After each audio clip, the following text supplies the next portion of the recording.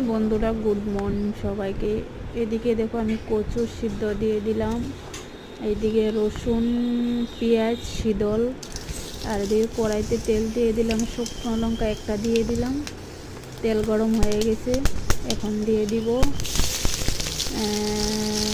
পেঁয়াজ আর রসুন। এটা তো লাল করে ভাজে নিব। এটা লাড়াটাড়া দিতেছি। আগে শীতলটা অল্প ভাজবো তেলের মধ্যে, রসুন আর পেঁয়াজের শুকনো লঙ্কার মধ্যে অল্প ভাজা ভাজা করে নেব।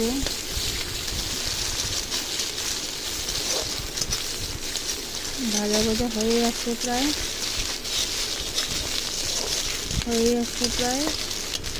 এখন কচুটা দিয়ে দিব। তোমরা ওইভাবে ট্রাই করে খাবে, যে অসাধারণ লাগে। আমার ভিডিওটা ভালো লাগলে